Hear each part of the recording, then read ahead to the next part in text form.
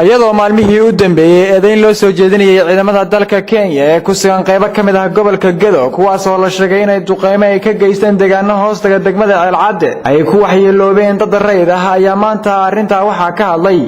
wasiir ku-xigeenka wasaaradda arrimaha gudaha iyo amniga Jubbaland Mudane Cabdirashiid Janan oo eedeymahaasi beeniyay sheegana in ciidamada Kenya ay bartilmaameedsanayaan ururka Al-Shabaab. dowladda Kenya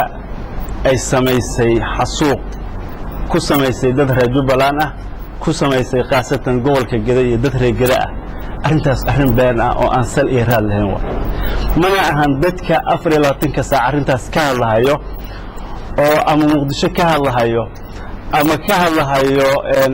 degmooyin kale oo gobolka Soomaaliyeed kamid ah ama dibadda iyo qurbaha ka hadlahayo inay wax ogaalsan yihiin shacabkayga iyo wax dhaxmaray anaka mas'uuliin ah anaka shacabka ku dhaxnool anaka la yaabaa dabcan dhibaatadii 22 sano soo socotay shacabka inaan ku dhex jirno aanan meelna aan ka aadin anaka og diyaaradda iyo ciidamada dawladaha dariska aan hayo AMISOM ama kuwa goobta ay ku sugan yihiin iyo goobta cadawga ku sugan yahay anaka daqiiqada iyo saacad u heli karno raboodka runta ah oo shacabkayga Soomaaliyeed dhaxmaro mana ahan wax shacabkayga loo geystay Soomaaliyeed oo dhibaato ah oo cid u geysatay gooni dad ka hadli karin inaan nahay ma ahan marka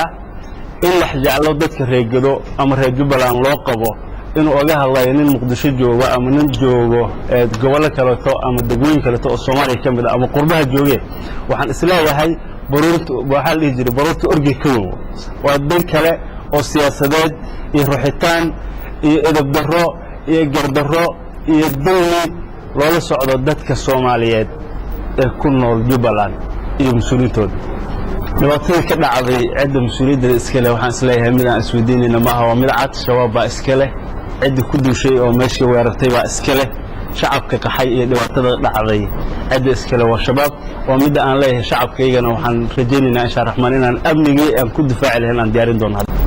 aad iyo aad u mahadsantahay walaal gobolka Gedo duqeyn way ka dhacday laakiin waxa la duqeynayay cidii argagixisada ahayd iyo hooyadii iyo fadhiyadii ay deganaayeen shabaab waxa kale jiray dagaal ka dhacay oo ciidamada dawladda Kenya oo AMISOM ah oo dariska nahay ciidamadii dagaalka lagu qaaday ciidamo u soo gurmaday oo dhax loo galay oo meel dabcan shacab deganaayeen lagu dhax dirirayna way jireen oo isla dagaalkii asaga ay socday duqeymahana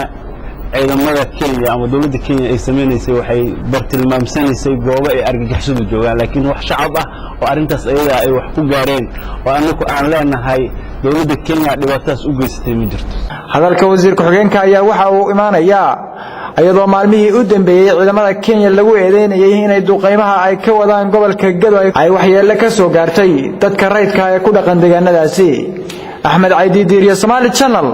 magaalada Kismaayo.